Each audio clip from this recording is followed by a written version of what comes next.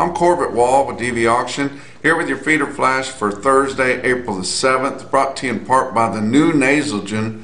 Bovalis Nasalgen 3 PMH is the first and only intranasal vaccine with both viral and bacterial pneumonia protection for your cattle to effectively protect against IBR, BRSV, PI3, Pasteurella, and Mannheimia.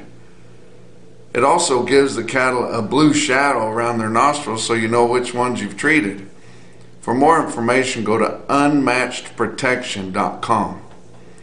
Board footing, and for the first day of the week so far, we saw your board on the cattle side get a little bit of traction. Down hard Monday, down hard again on Tuesday. Just looked like it was in a free fall, but it started out a little bit lower on Wednesday and then caught some footing, was back up close to $1 on your nearby contracts there.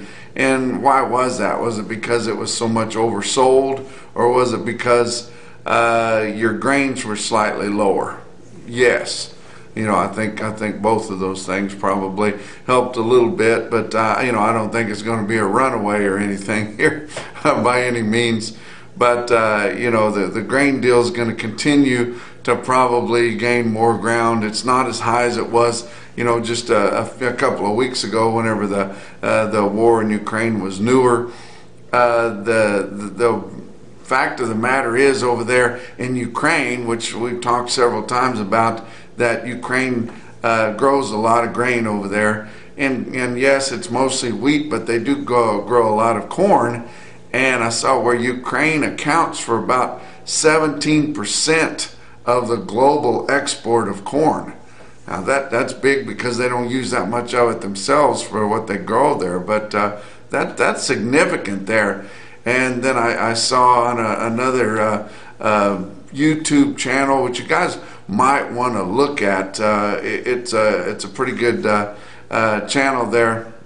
But you can search and find it under Standard Grain, and the guy that's on there seems pretty knowledgeable, and he's got a lot of good information and news about the grain markets, especially while they're so volatile right here. A lot of times they're not all that interesting to watch, but they are now, and a friend of mine turned me on to that, and I've found some use out of it. And on that YouTube channel, I heard him say that 500 million bushels or 15 million metric tons of corn are stuck over there in Ukraine, and they don't have a way to get it exported. Most of the time they go over there to the shoreline and put it on boats and send it out. They have a hard time sending it out on rail because the infrastructure is not that good over there, and when they get the trains to the borders of those other European countries, the size of the rail is different, so it makes it hard to transfer and things like that. Just things you don't think about very much. But you know, 500 million bushels of corn over there, that would be significant if we could get it out of there and get to some places that they need it. And the Ukrainians surely need the money to continue this fight that they've got since being invaded by Russia. But it's kind of interesting stuff on your grain markets, and that's really has totally been dominating our feeder cattle futures here of late. I had several conversations on Wednesday, visiting with a friend of mine that lives further up in the Midwest, and he buys several cattle on order and for himself. And of course, I spend most days doing the same thing, bitching about the fat cattle market and trying to think of ways that would help it, and trying to push this Cattle Price Discovery and Transparency Act that we've decided that's our best option. It's not absolutely great. I don't love it. The one thing that I don't love about it is I don't like negotiated grid being one way that they can fulfill their obligation whenever they get the mandatory minimums put in. But you know, it is negotiation. It's really up to your cattle feeder to demand that they negotiate on them. He's got to ask more for them. And we've got to help ourselves some here, guys. They're not going to hand it over to us. We've got to do some stuff ourselves and you know, asking more for those cattle. You can ask more for them if you're on a negotiated grid deal too, but I don't prefer that. I wish that it was a little more aggressive on your percentage mandatory minimums, much like RCAF has said, but we just can't get it, guys. And so what we got to do right now is stop the bleeding before it completely goes away, and then get into a situation where we can start adjusting it higher, and that's exactly what this bill does. But I was talking with this friend of mine about that bill, and he was talking about the frustration of trying to buy some feeder cattle that look like they'll work, and they won't hedge very well, and he doesn't really like hedging his cattle fully, and he said the cattle just won't work, and he said, even if you hedge them, up to their eyeballs, he said, I've got to make some money on some of these cattle at certain times, and my customers do too. He said, I just don't think that these corporate feeding outfits are selling their fat cattle on the same market as we are, because they wouldn't be as aggressive on these feeder cattle as they are. And I told him, I said, well, that's one of the other parts of this bill is the contract library. And so we're going to see what the results of these sweetheart deals are, and it's going to make things a little bit more level playing field. But that Cattle Price Discovery and Transparency Act bill is very good. It's got several parts in it. Many of them are better even than the minimum mandates.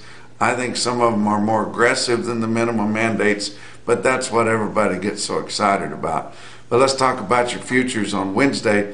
April live cattle were up 90 cents at 137.70, which your weighted average is going to be higher than that this week already. We can tell because most of the Southern Plains trade at 138, and the Northern is trading higher than that. So it makes sense that our spot live cattle, well within the month of trading, would be somewhere in there close. June live cattle up 90 cents at 134.22. Your back months were all up from 17 cents to $1.05. Talk about your feeder cattle for April, up 97 cents at 157.10. May was up 95 cents at 159.95. Your back months had one down. It was the farthest out traded one that had 3 total contracts of open enters there, so you can't pay attention to that. It was down 55, but the others were all up to as much as $1.32. Talk about your grains. Corn was down 3 1/4 cent, closing regular trading at 756.5. Beans down 11.5 at 1619.5. Kansas City hard red winter wheat up 2 1/4 cent, closing regular trading hours at 10.85 a bushel. Your fat cattle trade, hey, we saw Colorado print. That's big news. They haven't printed for a long time because of confidentiality filters, but they have made it through some of those filters and printed some information this week. On Wednesday, they had confirmed sales of 500 head, and they've got 2,700 head total for the week negotiated pure cash sales there. And the one price that they did quote was the live price at $139. Iowa, 2,500 head confirmed on Wednesday, 17,500 head for the week. Live sales 140, dress sales 220 to 225. How about Nebraska, 2,500 as well, 25,600 head for the week. Live sales 139 to 140. That's kind of good for Nebraska because they've been struggling to get those up there. Dress sales from 219 to 225. Kansas, 900 head confirmed on Wednesday, just over 20,000 for the week, 137 to mostly 138. Texas also 137 to mostly all 138, and also 900 head confirmed and only about 7,000 head for the week. But so far your market here up through Wednesday anyway was fully steady with the same time a week ago. But on Friday of last week we saw the market turn a little bit higher, especially on a live basis there. Well, dress basis too got up to 228. We haven't seen anything like that this week. It's been 225 is the high, 142 is the best. I did hear late on Wednesday afternoon that there was some of your regional packers that were talking around at 142. It was slightly outside your 5-area feeding region, but I wouldn't be surprised if we don't see some of that 142 reported whenever we come in and clean up the late afternoon sales. How about box beef cutout values? They were down, which they've been running higher every day for the last couple 3 weeks, but they were down on Wednesday. Choice cuts down 49 cents at 270.104. Selects down 185 at 260.105. About a $10 spread there between Choice and Select. How about your slaughter? 371,000 so far up through Wednesday. That's 2,000 more than last week. 25,000 more than the same week a year ago. Talk about what else is going on. I tell you guys, these LRP policies, your livestock risk protection policies, especially for a small producer, are better than a straight hedge. You don't have to worry about getting margin calls. You don't have to worry about them all the time. You don't really have to do anything if it doesn't come into play. So it's a good deal. You don't have to have square loads.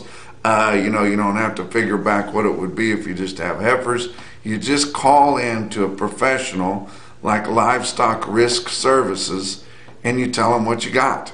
You tell them what they weigh, you tell them how many you got, and you tell them, whether steers and heifers, and they will make you up a policy. And man, wouldn't it be nice right now to have paid, $4 up to $7 or $8 a hundredweight to be locked in at some of those really, really high feeder cattle quotes that we saw here 2 or 3 months ago. Wouldn't that be a good feeling right now?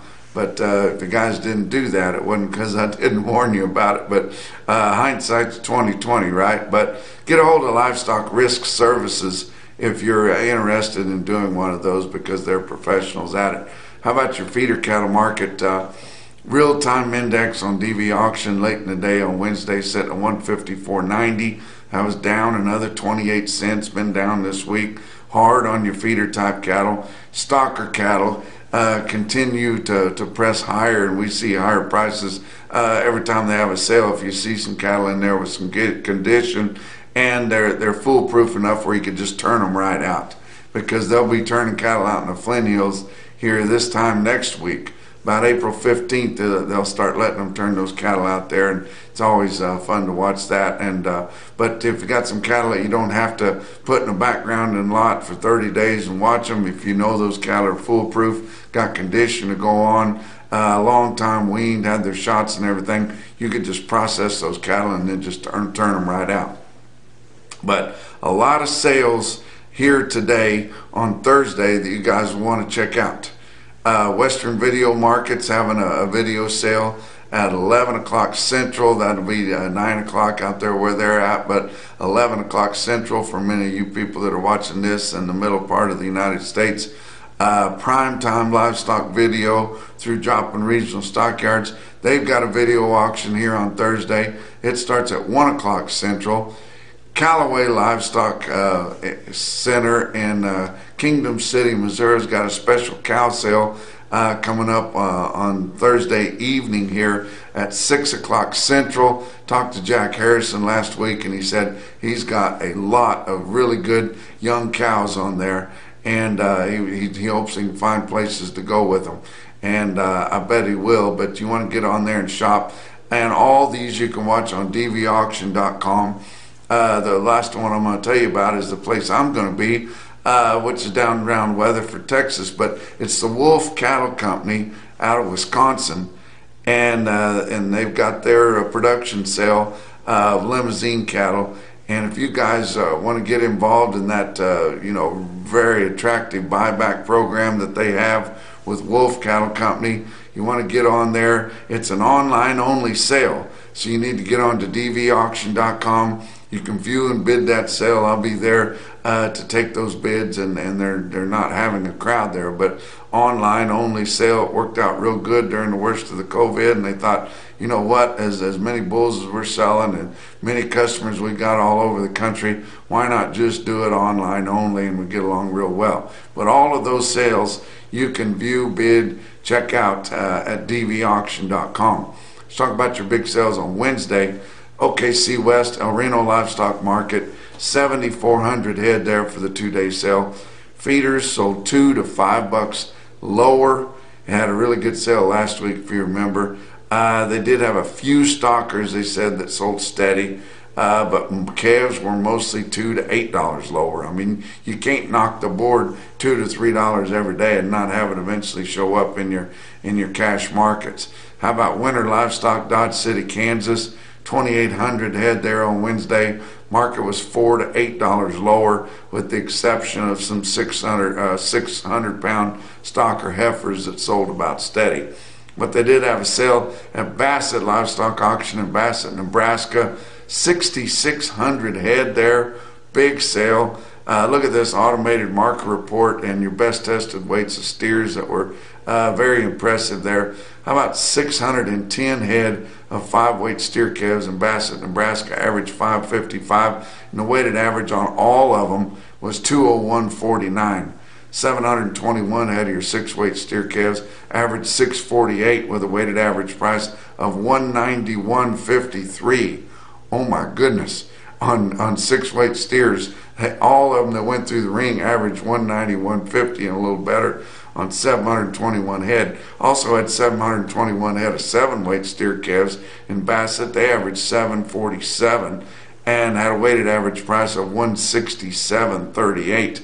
Included in there was 79 head, 776-pound steers with some attractive condition that brought 173.50. But how about 706 head of 8-weight steers in Bassett, Nebraska? They averaged 845 with a weighted average price of 154.50, which is not crazy. They'll bring that just about everywhere. And and maybe they gave up the whiskey for Lent there in Bassett because they didn't go that crazy on the feeder steers. Of course, that's top price, but it's not plumb out of the realm of possibility like it is many times. They did sell some replacement quality heifers. If you guys want to stay in the cow business, you're going to have to keep some heifers back or buy some. You might want to sell yours and buy some that are bigger so you can get started a little quicker, because if you wait another 6 months or a year, you're going to miss the boat. But replacement heifers had 114 head that sold to go back home for replacements. They weighed from 8 to 8.5. Bring from 153 to 155 replacement quality open heifers. How about some individual quotes around the circuit? And it's all stocker cattle, because that's what's bringing the big money right now. How about in Green City, Missouri? Green City Livestock Marketing, 68 head, 661-pound stocker steers at 188 1/4. How about Platte Livestock Market in Platte, South Dakota? 91 head, 616-pound stocker steers bring 198. But the best quote that I saw anywhere on Wednesday, your Ralgro top quote for the day, indeed come out of Bassett, Nebraska. It was 140 head, 662-pound steers bring 204.50. And that's your feeder flash for Thursday.